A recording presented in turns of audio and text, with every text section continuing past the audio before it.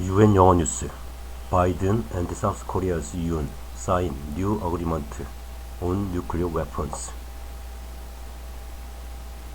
South Korean President Yoon is in Washington this week to discuss a range of issues with the US President Joe Biden.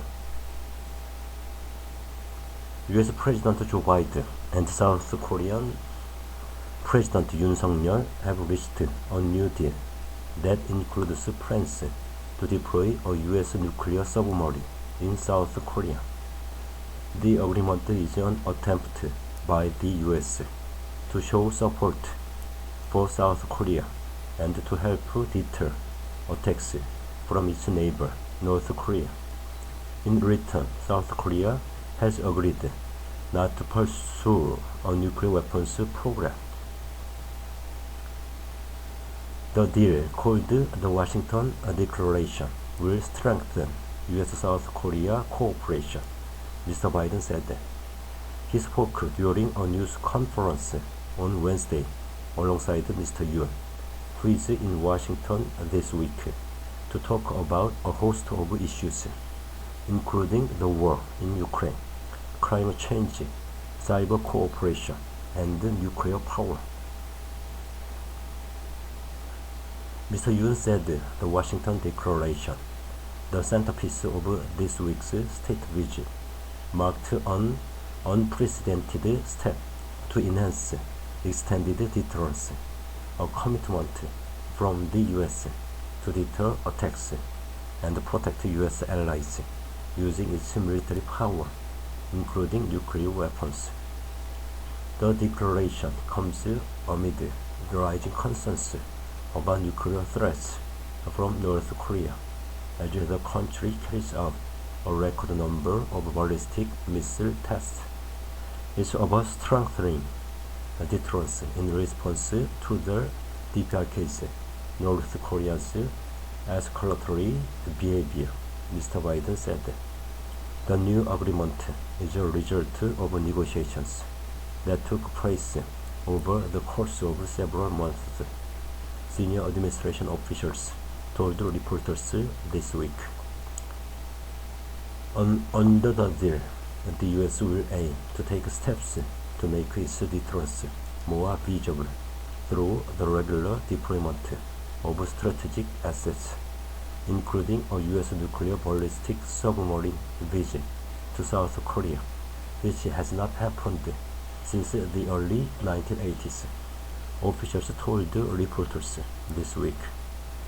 The two sides will also develop a nuclear consultative group to discuss nuclear and strategic planning issues. Politicians in Seoul have long been pushing Washington to involve them more in planning for how and when to use nuclear weapons against North Korea. As North Korea's nuclear arsenal has grown in size and sophistication, South Koreans have grown wary of being kept in the dark over what would trigger Mr. Biden to push the nuclear button on their behalf. A fear that Washington might abandon Seoul has led to calls for South Korea to develop its own nuclear weapons. But in January, Mr. Yoon alarmed policymakers in Washington when he became the first South Korean president to put this idea back on the table in decades. It suddenly became clear to the US that reassuring words and gestures would no longer work, and if it was to dissuade South Korea from wanting to build its own bombs, it would have to offer something concrete. Furthermore, Mr. Yoon had made it clear that he expected to return home, having made tangible progress. This new nuclear consultative group ticks the box, providing the increased involvement the South Korean government has been asking for. But the bigger question is whether it will quell the public's anxieties. It doesn't ink a total commitment from the US that it would use nuclear weapons to defend South Korea if North Korea were to attack. But plans for a nuclear-armed submarine to visit South Korea for the first time in 4 decades means the US is trying to show it takes its responsibility seriously. In return, the US has demanded that South Korea remain a non-nuclear state and a faithful advocate of the non-proliferation of nuclear weapons.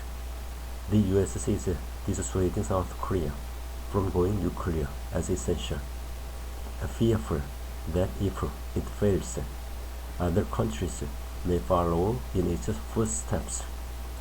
But it is unclear how this commitment will be received by the influential and increasingly vocal group of academics, scientists, and members of South Korea's ruling party, who have been pushing for Seoul to arm itself